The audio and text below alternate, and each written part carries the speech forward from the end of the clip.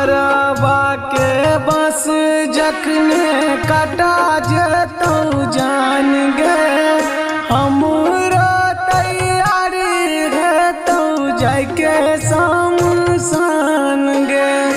मरबा के बस जखनी कटा जतौ जान गे हमरो तैयारी रहतौ जाके शमशान गे। मरबा में बैठ जखनी रहतौ सिंदूर दान गे तखने मिटाई जेतौ हमर नाम निशान गे।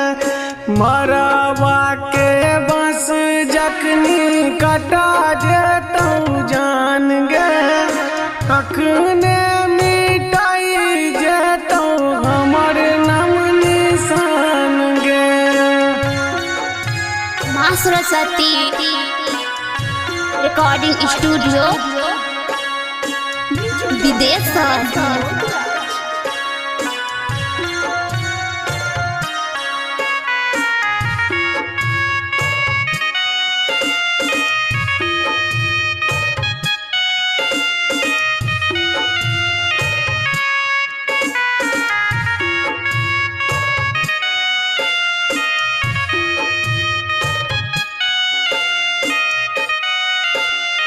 जान जान कही के तू बना देलन गे सकलो चिन्हई से वीरान केला जान गे।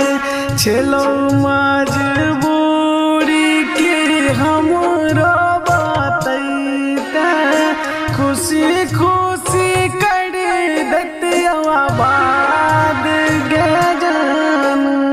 मुँह चलो सुंदर बाकी दिल चलो काला गे नहीं जानलियो दिल पर मर में तू भाला। मरबा के बस जखनी कटा जेतौ जान गे हमरो तैयारी हेतौ जाके शमशान गे। माँ सरस्वती रिकॉर्डिंग स्टूडियो विदेश।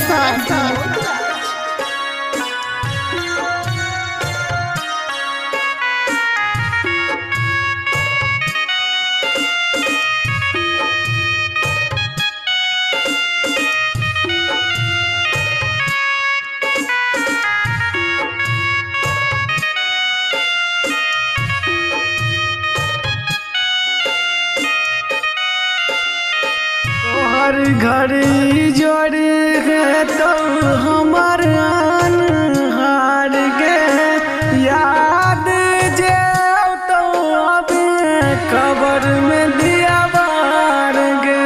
मुकेश दीवाना अब तोरा लेल वीरान भेलो चंदन सवरिया के जीवन नीलाम गे।